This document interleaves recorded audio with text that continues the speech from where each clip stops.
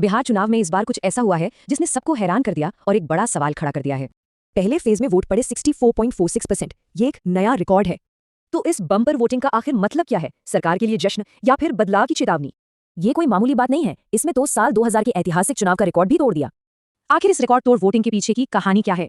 इसे समझने के लिए दो बड़ी थियोरीज हैं। एक तरफ है नीतीश कुमार, जिनका दाव है महिलाओं के लिए बनी स्कीम्स पर। दूसरी तरफ तेजस्वी यादव, जिनका नारा है नौकरी। तो चलिए इस पहेली का पहला सुराग देखते हैं, और वो है बिहार की महिला वोटर्स। चुनाव से ठीक पहले सरकार ने एक स्कीम में महिलाओं के खाते में 10-10 हजार रुपए ट्रांसफर किए।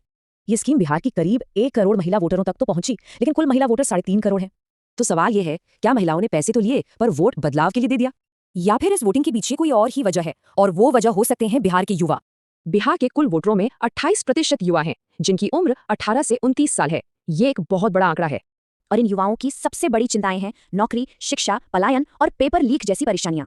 तेजस्वी यादव ने युवाओं की इन्हीं फ्रस्ट्रेशंस को पकड़ा और अपने कैंपेन को नौकरियों के वादे पर फोकस कर दिया। तो क्या ये माना जाए कि युवाओं का गुस्सा एक चुनावी लहर में बदल गया?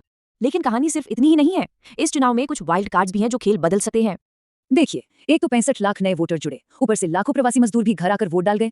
एक और बात गौर करने वाली है, शहरों से ज्यादा गांवों में वोटिंग हुई। क्या ये किसी नाराजगी का संकेत है? अब दोनों ही खेमे अपनी अपनी जीत के दावे कर रहे हैं। एनडीए को महिला वोटर्स पर भरोसा है, तो महागठबंधन को युवाओं पर। तो आखिर वोटर ने चुना क्या? नीतीश कुमार का तजुर्बा और भरोसा, या तेजस्वी यादव का बदलाव का वादा? पॉलिटिकल एक्सपर्ट्स कहते हैं कि बिहार में एक अंडर करंट होता है, एक ऐसी खामोश लहर जो नतीजों वाले दिन ही पता चलती है। तो ये अंडर करंट भरोसे का है या बदलाव का? इसका जवाब तो वोटों की गिनती के बाद ही मिलेगा।